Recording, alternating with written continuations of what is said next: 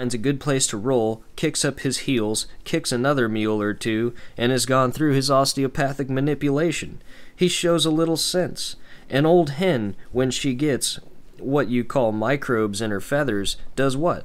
She gets out her microscope and looks through and concludes they are microbes. Then she hunts up a dust heap and leaves them there. Watch the hog. He knows more than his master.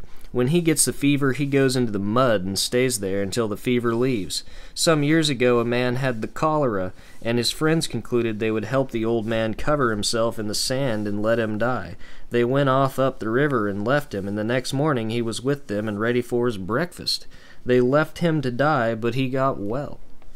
I had a very kindly feeling for this day. On the 22nd day of June, 1874, at 10 o'clock, when was the first time I ever saw the gravy of liberty, and I have been sopping my bread in it ever since, and like eating olives, it was a little difficult at first, but now they all want olives.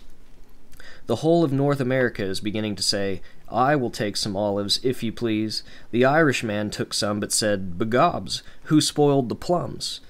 Our students, our early diplomats who have gone out from here, have withstood the Howitzers in every engagement and come out victorious.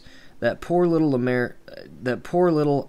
Armorman, who is about as big as a little piece of chewing gum after the Sunday services are over, went down into Kentucky and swung a little osteopathic flag to the breeze there. They brought the laws of that great state to bear upon the little Banty of less than a year's experience. His works followed him into the court, and the grand jury of the great state of Kentucky says, not guilty. One of my poor feeble-minded sons, who has been a follower of mine, went up to Minnesota. He was arrested. For what? For not seeing diphtheria where there was none.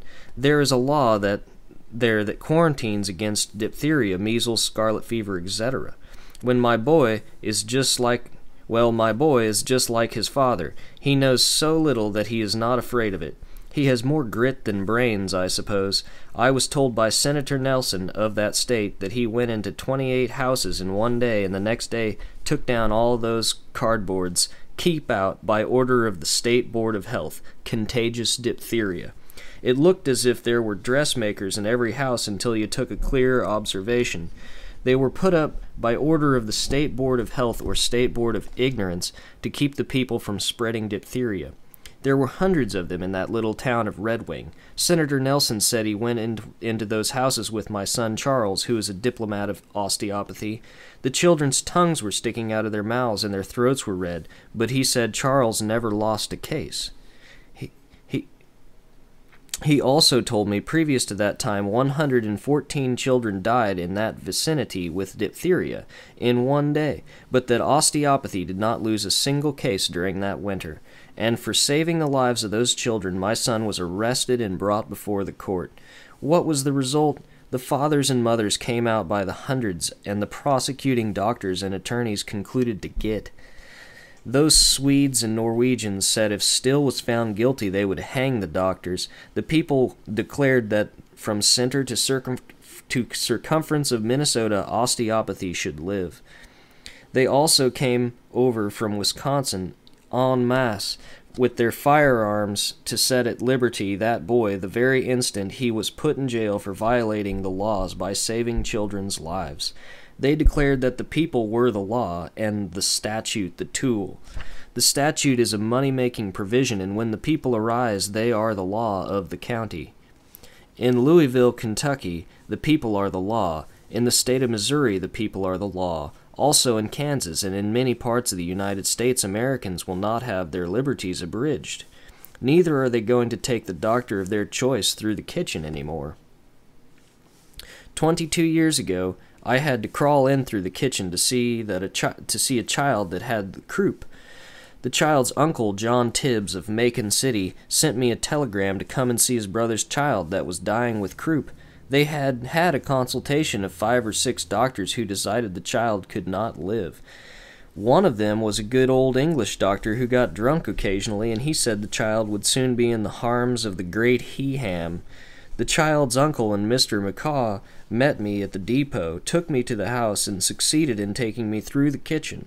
Wouldn't let me go in through the front way for fear we would meet some of the doctors coming out. In 5 minutes' time, the child began to breathe easy and play about the house. Since that time, there has been an osteopathic home at that place. Since that time, osteopathy has become known throughout the whole state, and the intelligent man has confidence in it. The philosopher also has confidence in its ability to cure. The fathers and mothers call in the osteopaths and pay for their service now. One objection to osteopathy is that it may make thieves and scoundrels. Some men come here for a little while and go away and say, "I have been in Kirksville, I am an osteopath," and so on. They steal from the people wherever they can until found out. They are drunken scoundrels in the very trash of your town.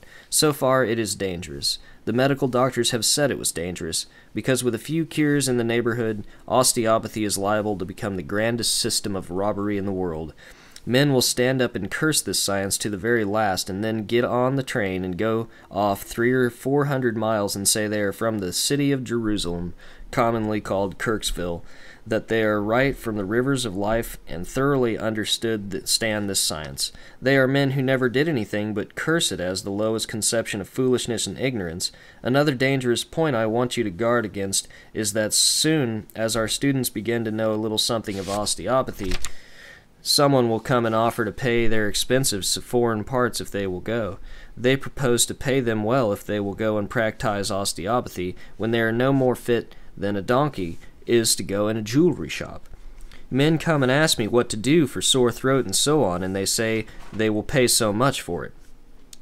They tell our young students that they have plenty of money and will pay their expenses and $200 a month if they will go with them. This is a great temptation to a young man who has not had 15 cents with which to buy his girl chewing gum. Some of them know of their condition and hang round among the patients and strangers and make them tempting offers, saying, "Don't you go to the old doctor. He is jealous of us." They keep this up until they are off with him, and away they go, like any other deceivers. Having followed this science for 22 years, I am fully convinced that the God of nature has done his work completely. I am satisfied that a revolution stands before you today, a healing revolution, a revolution in the human mind that will result in the study of anatomy. In our district schools and colleges, it is one of the most important studies for all the schools. When I commenced this study, I took the human bones and handled them week in and week out, month in and month out, and never laid them down while I was awake for 12 months. There is a great danger to the student of osteopathy that he may conclude he ought to be out as quick as some hostler or some fellow that has been round here for a little while, and is out stealing from the people today. You ask when you come here how long it takes a man to become competent to go into a community and withstand the howitzers that will be thrown at him. We tell you from long experience in this science that it will require twice 12 months. I can take you up as a herd of sheep, comb you and grease you, and send you out into the market, and the best judge can't tell whether you are good or bad sheep, but I will not do it. You ask me for truth, I will give it to you. If you send your son or daughter here, you do not want them to go out incompetent. A number of those who have been with us a year go out, and some do some good. Previous to the time we got our institution so we could handle it, we did the best we could. Just like the preacher's wife who borrowed cloth to patch her husband's shirt. She did the best she could. And she stayed home because she had no shoes, which was the best she could do. We have reached the time now that we can do better. 2 years ago, when I commenced this building, 50 by 90 feet hall, 10 rooms, etc., the people said, "What is that old fool doing down there putting up a house of that size? He's crazy." Do you know the condition that fellow is in now?